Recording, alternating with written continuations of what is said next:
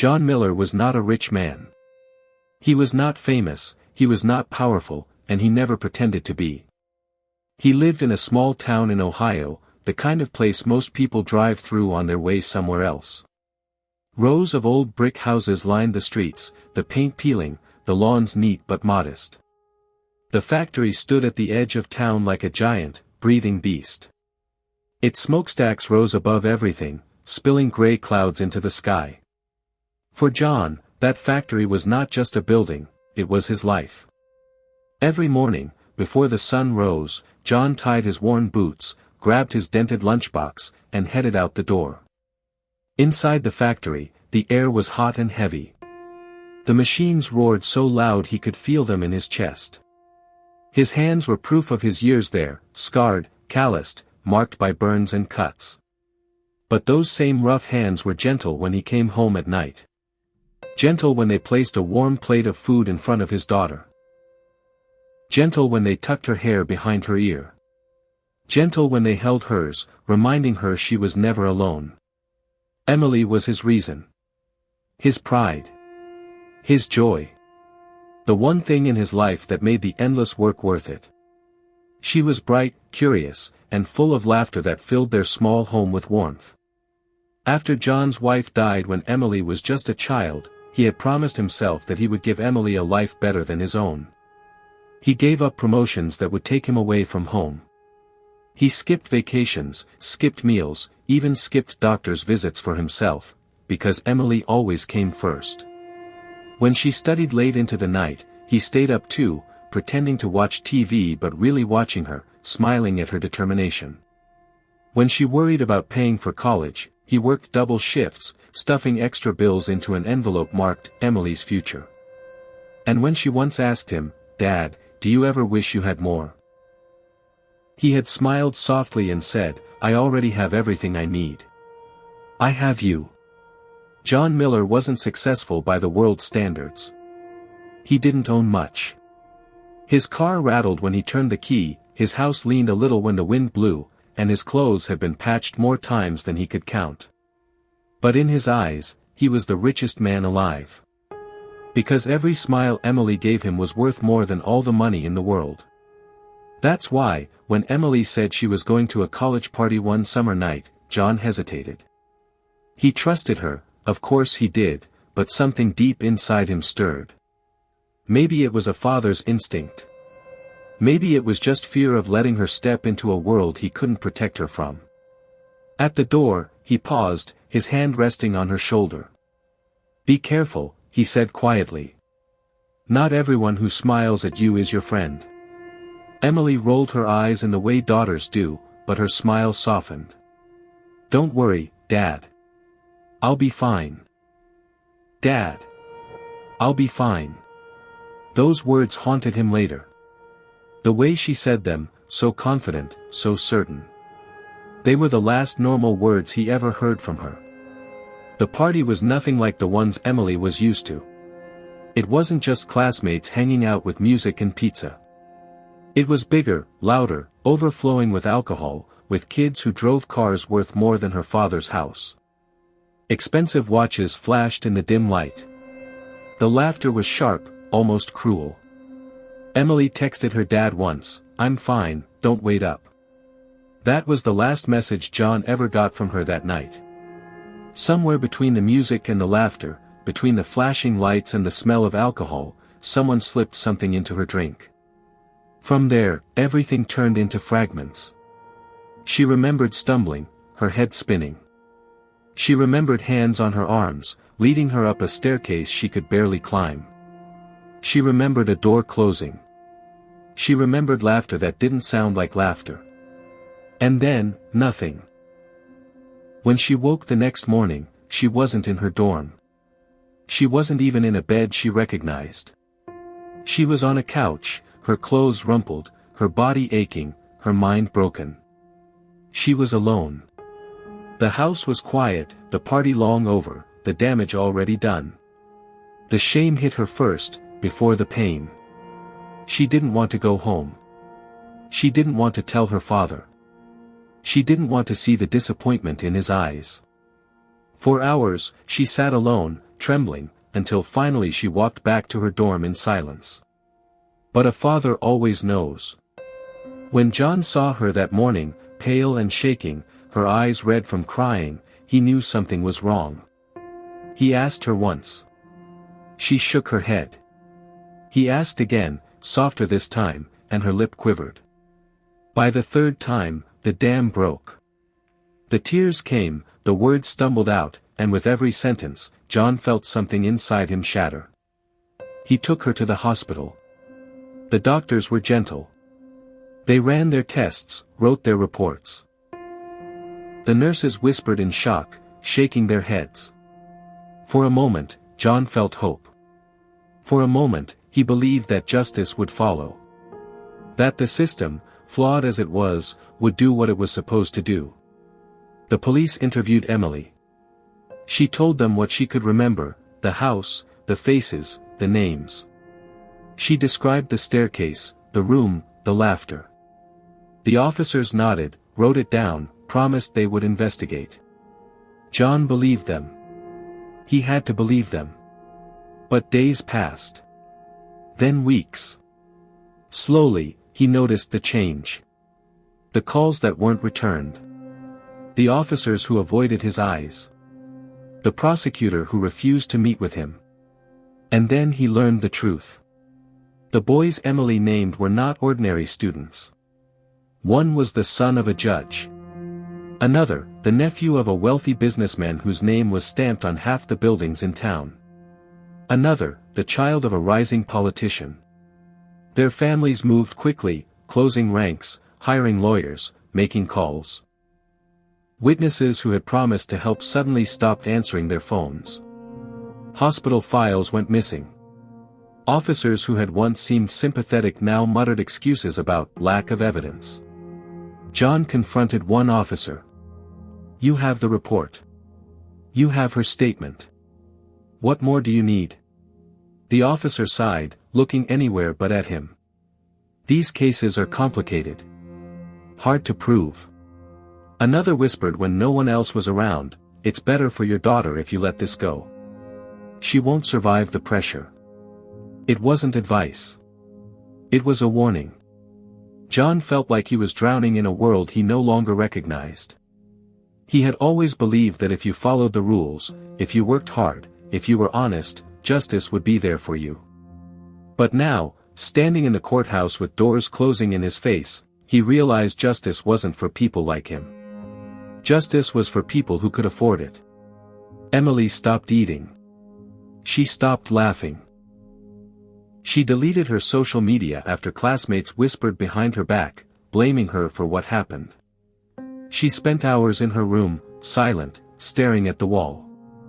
When John begged her to come out, she only whispered, "I feel like I'm already gone." The crime wasn't just what those boys did to her that night. The crime was everything that followed. The silence. The betrayal. The way the system erased her pain as if it had never existed. The way the powerful laughed while the powerless wept.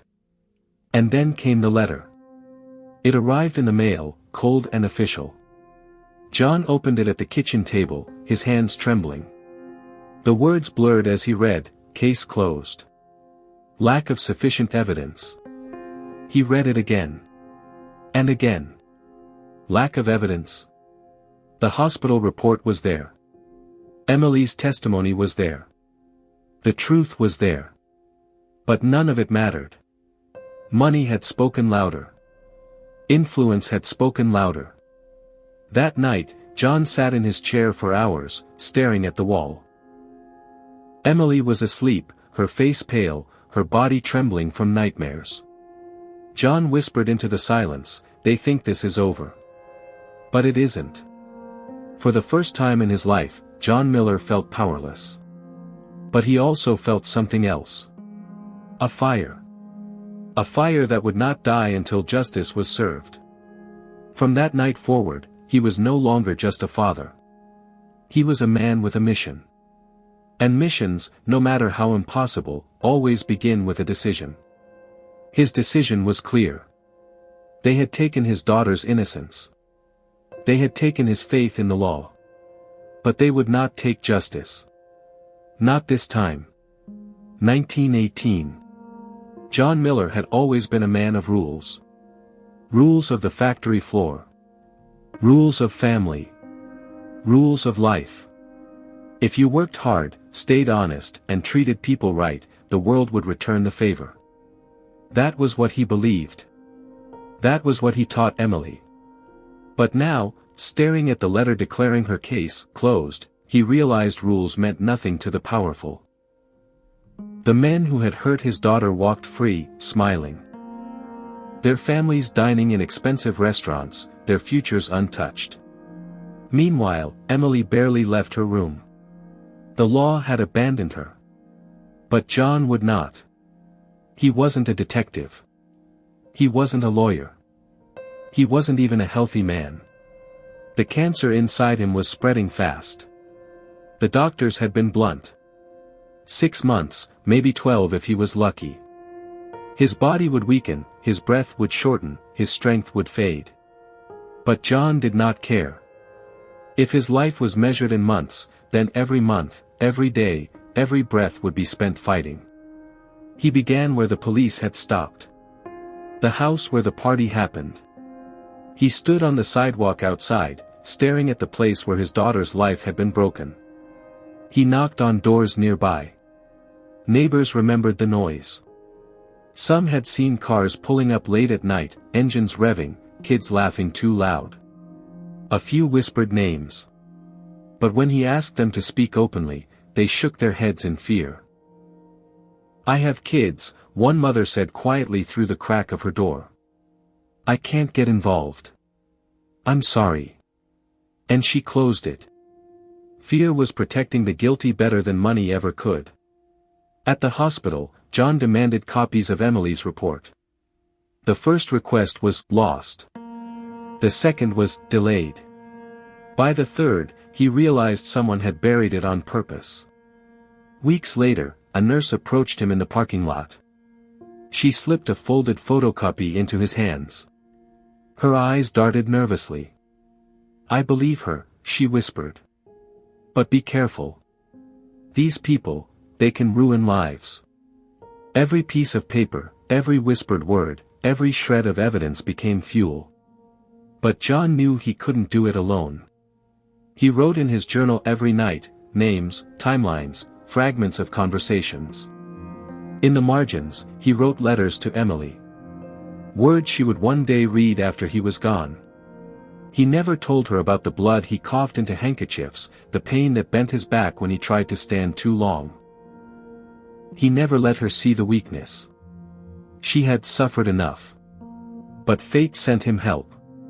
One evening, standing outside the courthouse after another appeal was rejected, John held the papers in his hands, his shoulders sagging. A young woman approached him. She introduced herself as Sarah, a journalist.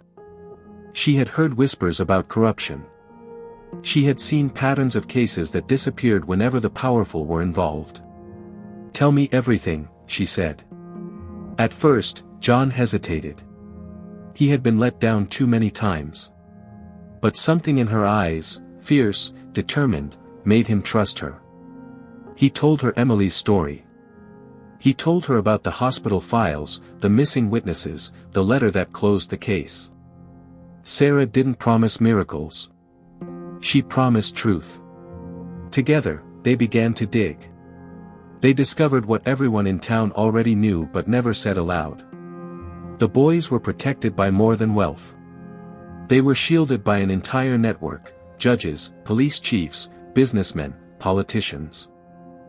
The system wasn't broken. It was working exactly as it was designed, to protect the powerful. The more John pressed, the more the shadows pressed back. Anonymous calls rang in the night. Notes filled with threats appeared in his mailbox. His car windshield was smashed. One morning, he found dead flowers left on his doorstep. Emily begged him to stop. She cried and clung to him. "I can't lose you too," she whispered. John held her close, his voice steady. "I'm not doing this to leave you. I'm doing this so you can live." Every day was harder. His body grew weaker. His coughs tore through him, sharp and bloody. But still, he pressed on. Each night he sat at the kitchen table with Sarah, piecing together the puzzle. Each morning, he rose before dawn, his body aching, to chase one more lead. There were nights when he doubted himself. Nights when he sat alone, staring at the ceiling, wondering if he was foolish to believe he could beat them. But then he would hear Emily crying softly in her room.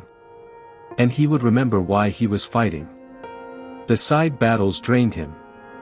Emily deleted her social media after classmates bullied her with cruel words, blaming her for what happened. She told her father she felt invisible, like a ghost. John reminded her every day that she was not broken, that she was more than what had been done to her. He carried the weight of his illness in silence, refusing to let her bear it.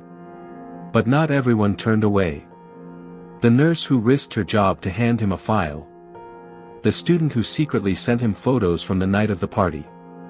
Sarah, who stayed up with him until sunrise, chasing every lead. These small lights kept him going in the darkest hours. John Miller became what he had never imagined, an investigator. He learned how to ask questions carefully, how to read lies on faces, how to connect the threads no one else dared to follow. Piece by piece, he built his case. And the deeper he went, the more he realized it wasn't just about Emily. It was about every silenced voice. Every father told to stay quiet. Every daughter erased by power. His fight had grown bigger than himself. Then came the message. A manila envelope slipped under his door. Inside was a single sheet of paper. An address. A time. 3 words, come alone. Tonight.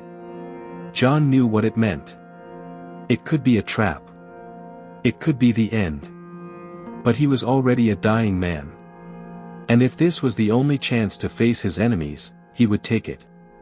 The construction site loomed on the edge of town, a skeleton of concrete and steel, lit by harsh floodlights. Expensive cars lined the shadows. John walked slowly, his breath ragged, his cough muffled by his sleeve. They were waiting. Not the drunk boys from the party, but young men now, dressed in tailored suits, their arrogance polished, their smirks sharper. Bodyguards flanked them, silent and watchful. At the center stood Marcus. The judge's son, the ringleader. His smile was cold, practiced, the kind of smile that belonged to someone who had never been told no in his life. Marcus spoke first. You should have dropped this, old man. You had your answer months ago. No case. No trial. You could have lived out whatever little time you had left in peace. But you didn't. You made it your mission to drag our names through the mud. John's voice was steady. You destroyed my daughter's life. And you think I'll let you walk away? You think I'll die quietly while you laugh in your mansions? Marcus chuckled, shaking his head. Your daughter was nothing. Just another girl at a party. Do you really think anyone cares? My father owns the judge who signed off on the case. My uncle funds the police chief. My family built this town. And you? You're nothing. A factory worker with one foot in the grave. People like you don't win against people like us. The words cut deep, but John did not flinch. You think power protects you. But power is only strong until truth comes knocking. And I'm here to knock. Marcus stepped closer, his smirk fading. Truth. Nobody listens to nobodies. You'll die, and your daughter will be forgotten. We'll still be here. John's eyes burned. She will not be forgotten. Not as long as I breathe. And even after I'm gone, her story will live. Because I've made sure of it. For the first time, Marcus's smile slipped. He glanced at his men, then back at John. You think you're clever. But this ends here. Walk away, or the next time we meet, you won't walk away at all. John turned, coughing into his sleeve, but his voice was steady. I don't need to walk away. Because the next time we meet, it will be in court. And you won't be smiling. That night, John knew the lines had been drawn. The confrontation revealed everything. They were proud, arrogant, convinced of their untouchable power. But their pride was also their weakness. They believed he was powerless. They believed he was alone. Was alone. They didn't know the truth was no longer his alone. It was spreading. It was growing. It was slipping through the cracks they couldn't control. John walked away that night exhausted, his body breaking, but his spirit alive. For the first time in months, he allowed himself a faint smile. He had looked into the eyes of the devil, and he had not blinked. 1919. John had stared into the faces of the boys who hurt his daughter and saw no fear, no guilt, no regret. They were certain they would win. They had money. They had power. They had the law bent to their will. But what they did not realize was that John had something they would never have, the truth. And he was ready to use it. Every night, John and Sarah, the journalist, sat at his kitchen table. The table was old and scratched, stained with years of dinners and school projects. Now it became a war room. Stacks of files, printouts, photographs, names scribbled on notepads, timelines drawn in ink. John's cough rattled through the room, but he pressed on, his pen moving even when his hands trembled. Sarah typed late into the night, her face lit by the glow of her laptop. They pieced together a case stronger than anything the police had ever attempted. Medical records the hospital tried to bury. Witness statements collected in secret. Financial documents showing payments to officials. And finally, the video, shaky, grainy, captured on a student's phone, showing Emily stumbling, clearly drugged, led upstairs by Marcus and his friends. Their laughter echoed in the background. The video was damning. Undeniable. The families had tried to bury it, but now it was in John's hands. Sarah hesitated. Once this goes public, you'll be a target. They'll come after you harder than ever. John looked at her, his face pale but steady. They already came after my daughter. There's nothing more they can do to me. So they released it. The first article was small. A quiet storm. But then another followed. And another. Soon, whispers turned into voices. Voices turned into shouts. The town was divided. Some defended the boys, clinging to the illusion of their innocence. But many more stood with John. Parents, students, neighbors. People who had once stayed silent now found their courage. Social media exploded. Hashtags spread. The video was shared millions of times. Marcus's smirk was replayed across screens worldwide. No amount of money could erase what the world had seen. The pressure grew unbearable. Television crews camped outside the courthouse. Politicians scrambled to distance themselves. The case, once buried, was reopened. The boys were ordered to stand trial. John sat in the back of the courtroom on the first day, his body frail, his breathing shallow, but his eyes sharp. Emily clutched his hand, trembling, but stronger than she had been in months. Sarah sat beside them, her pen ready, her eyes fierce. The courtroom was packed. Reporters filled every seat. Protesters gathered outside with signs demanding justice. The families of the boys sat stiff, their faces pale, their reputations crumbling. For the first time, their sons were not untouchable. Witness after witness took the stand. Some spoke through altered voices, hidden behind screens. Others stood proudly, refusing to be silenced. A student admitted he had been offered money to stay quiet. Another revealed he had been threatened. The truth spilled into the open, piece by piece, until the web of lies collapsed. And then the video played. The same shaky footage, projected on a screen for all to see. Gasps filled the courtroom. Emily's broken state. Marcus's laugh. The undeniable reality of what had happened. The family's lawyers tried to object, tried to twist the narrative, but it was useless. The evidence was too strong. The world had already made up its mind. Emily was too fragile to testify, but her father spoke for her. John rose slowly. His hands trembling, his legs weak, but his voice steady. He stood before the jury, before the boys who had mocked him, before the system that had betrayed him, and he spoke. "They tried to bury my daughter's pain," he said, his voice echoing through the silent room. "They tried to erase her voice. But I stand here today to remind them, and to remind all of you, that truth cannot be buried forever. I may not live to see the end of this fight, but my daughter will. And that is enough." For a moment, the room was silent. Not a cough, not a whisper. Even Marcus, who had smirked through every hearing, stared at the floor. The verdict came swiftly. Guilty. Each boy was sentenced. Their futures destroyed, their families disgraced. The untouchable had finally been touched.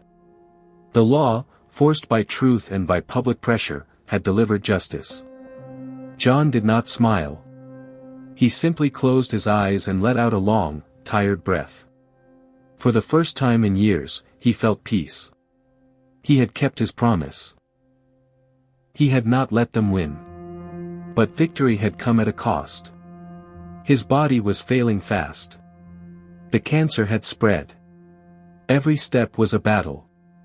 Every breath was heavy. A few weeks after the trial, John passed away quietly in his sleep. There was no spectacle, no final speech. Just silence. A man who had given everything until there was nothing left. At his funeral, Emily stood before a crowd of mourners. She held her father's journal, the pages filled with his handwriting, his evidence, his letters to her. With tears in her eyes, she read from one of them. "My dearest Emily, I could not give you wealth.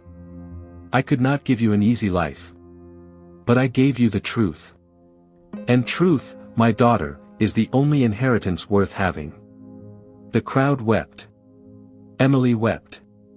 But through her tears, she smiled. Her father had fought for her. He had sacrificed everything.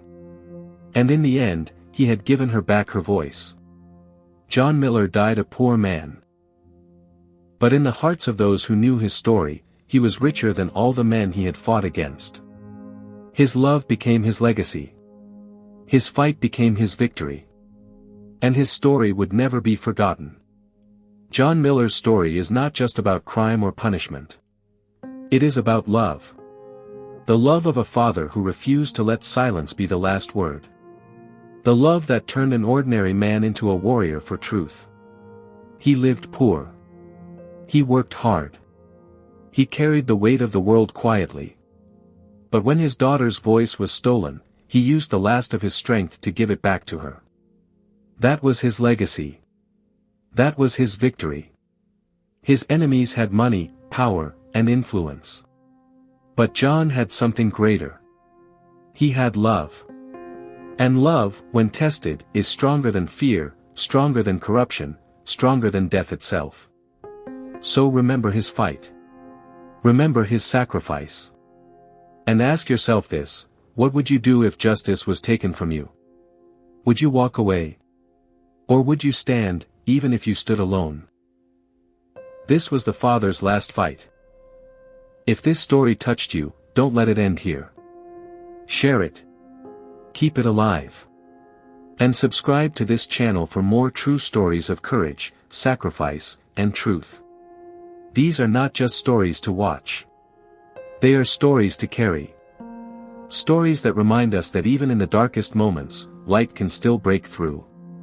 Heroes are not always born. Sometimes, they are made. And sometimes, they are fathers, with nothing left to lose, and everything left to give.